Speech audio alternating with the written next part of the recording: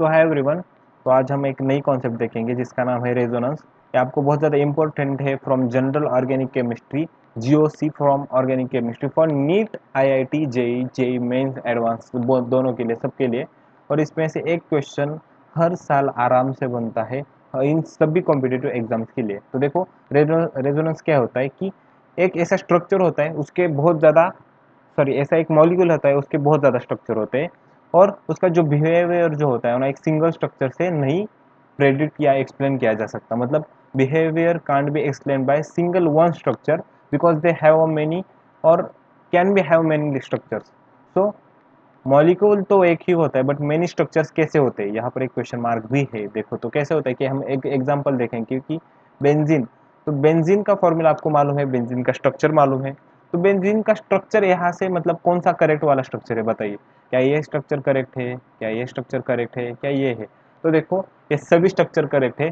ठीक है, इसका रीजन क्या होता है मालूम है कि बेंजीन में जो डबल बॉन्ड है ना, या पाई बॉन्ड, ठीक है, इस बेंजीन में जो पाई बॉन्ड है वो रोटेट करता रहता है या घूमता रहता है विद इन द मॉलिक्यूल। देखो, यहाँ पर इस स्ट्रक्चर में यहाँ पर डबल बॉन्ड है और इसमें यहाँ पर है। ठीक है, तो यहाँ क्या हुआ कि ये जो डबल बॉन्ड था या पाई बॉन्ड था, इधर घूमता रहा और इसने इसकी पोजीशन चेंज कर ली।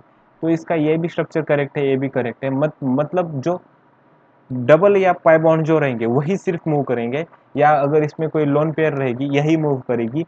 सिग्मा बॉन्ड जो है, ठीक है, सिग्मा बॉन्ड जो है वो एक ही जगह पर रहेंगे, वो मूव नहीं करेंगे। तो हम इसका ये जो स्ट्रक्चर है ना, ये बेंजीन का इंटरमीडिएट स्ट्रक्चर है। मतलब ये जो बीच में डॉट डॉट बनाए हैं हमने, उसका रीजन है कि जो बॉन्ड्स रहते हैं वो रोटेट करते रहते हैं। ठीक है, तो देखो बेंजीन का प्रॉपर्टीज क्या है कि normal carbon carbon single bond की जो लेंथ होती है 134 pm रहती है। What is the normal length between the carbon carbon single bond is the 134 pm and that is of double bond between is 154 pm। But यहाँ पर benzene की speciality क्या है मालूम है? जो इसमें जो बॉन्डिंग है ना, सिंगल बॉन्ड और डबल बॉन्ड, उनकी दोनों की लेंथ, ठीक है, उनकी दोनों की लेंथ सेम है और वो है 139। मतलब 134 और 154 के बीच में इंटरमीडिएट है। ठीक है, मतलब देखो, जो बेंजीन के बीच में जो बॉन्डिंग रहेगी वो क्या रहेगी, सिंगल और डबल बॉन्ड रहेगी। ऐसा हम प्रेडिक्ट नहीं कर सकते कि सिर्फ सिंगल है या सिर्फ डबल है, मगर उसकी जो बॉन्ड लेंथ रहेगी वो इंटरमीडिएट रहेगी between single bond and double bond. तो इसकी 139 है, एग्जाम में पूछा जा सकता है। तो देखो, मोर कन्वीनियंट स्ट्रक्चर क्या है किसका, बेंजीन का। तो इंटरमीडिएट स्ट्रक्चर जो है वो मोर कन्वीनियंट स्ट्रक्चर है, इंटरमीडिएट स्ट्रक्चर। ठीक है, because a single structure can't explain its all properties. जो एक सिंगल स्ट्रक्चर है बेंजीन का, वो उस खुद की प्रॉपर्टीज नहीं बता सकता या एक्सप्लेन नहीं कर सकता। तो देखो, these structures are hypothetical and in real do not represent any real molecule।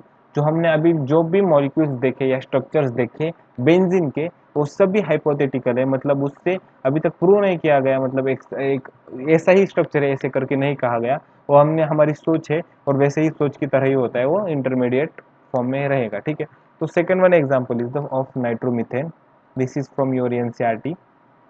तो नाइट्रोमीथेन का फॉर्मूला क्या है, CH3NO, मतलब NO2। ठीक है, तो देखो, जो CH3 रहेगा, मिथाइल ग्रुप रहेगा, वो नाइट्रोजन से अटैच रहेगा और जो ऑक्सीजन है उसमें जो निगेटिव चार्ज है वो रोटेट करेगा। ठीक है, तो देखो, फर्स्ट स्ट्रक्चर में ये निगेटिव चार्ज था नीचे वाले ऑक्सीजन पर और सेकेंड में था ये निगेटिव चार्ज यहाँ पर चला गया और ये जो डबल बॉन्ड था ये यहाँ पर आ गया। ठीक है, मतलब देखो, निगेटिव चार्ज यहाँ पर चला गया और यहाँ जो डबल बॉन्ड था वो यहाँ आ गया। ठीक है, तो ये दोनों भी स्ट्रक्चर करेक्ट है, मगर इसका इंटरमीडिएट स्ट्रक्चर बनेगा ए से। ये निगेटिव चार्ज इंटरमीडिएट रहेगा और रोटेट करता रहेगा। ठीक है, बॉन्ड लेंथ यहाँ भी जो होती है ना, bond length is intermediate of single और डबल बॉन्ड।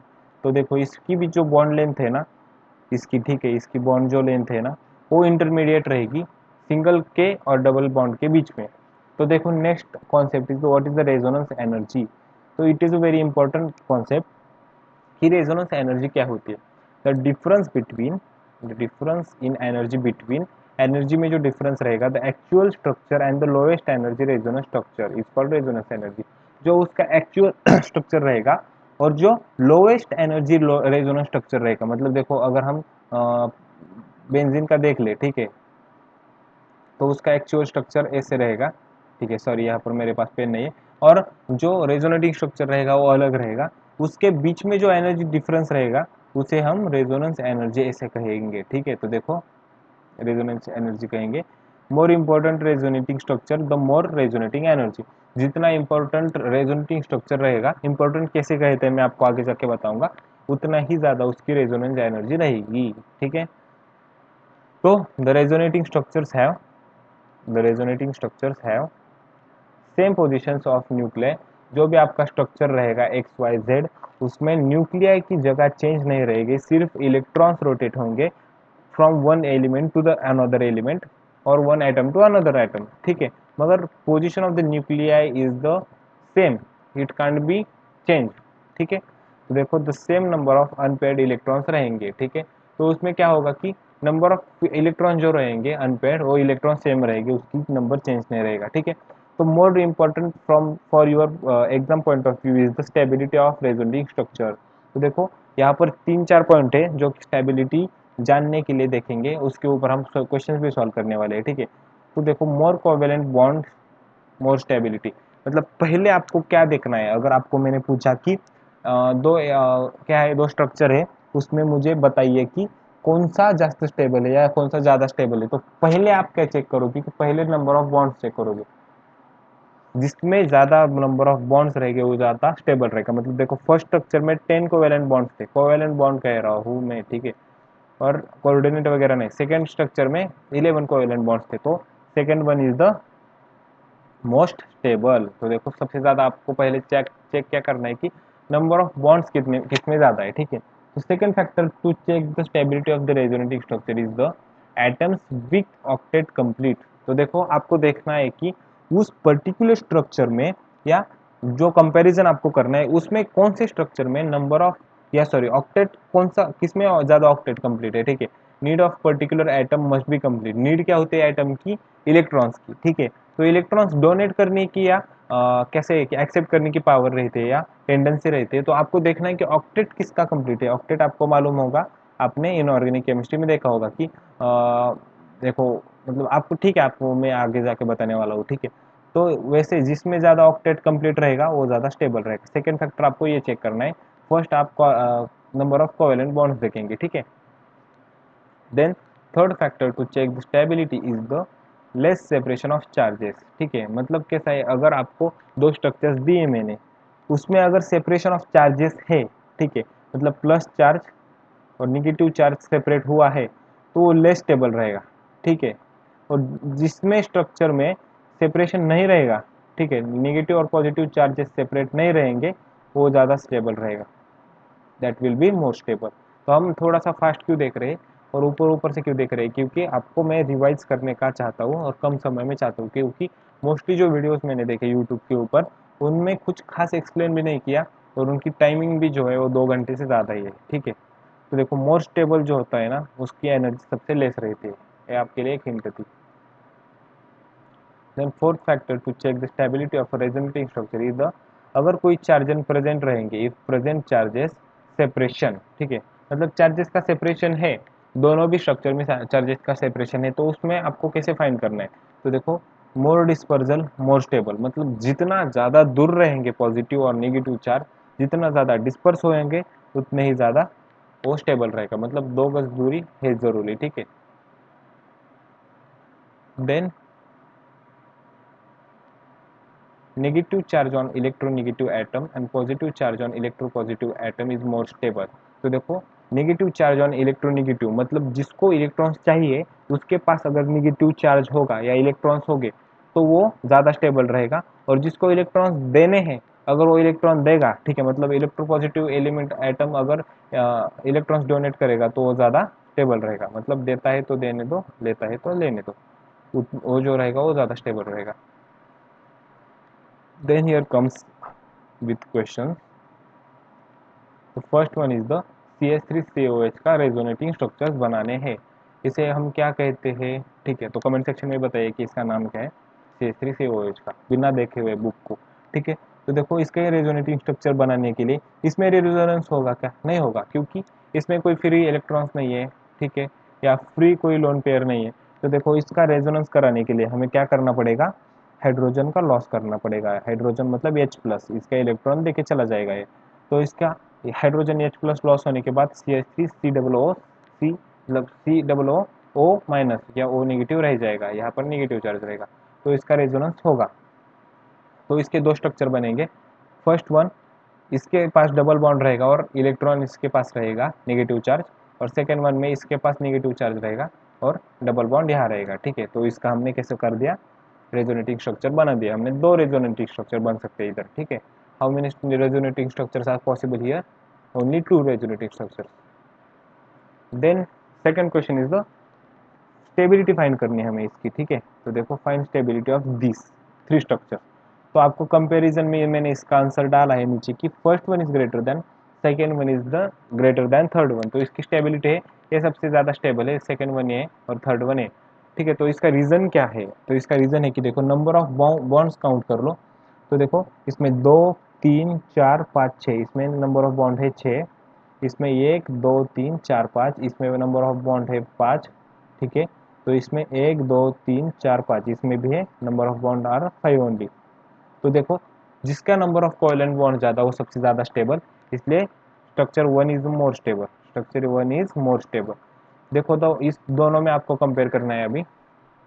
तो देखो यहाँ भी नंबर ऑफ बॉन्ड्स 5 है, यहाँ भी 5 है, मगर आपको एक डिफरेंस दिखाई दे रहा है क्या, देखे तो इस पे पॉजिटिव चार्ज जो है ना वो कार्बन के ऊपर है, जो कि इलेक्ट्रोपॉजिटिव है ऑक्सीजन से ज़्यादा।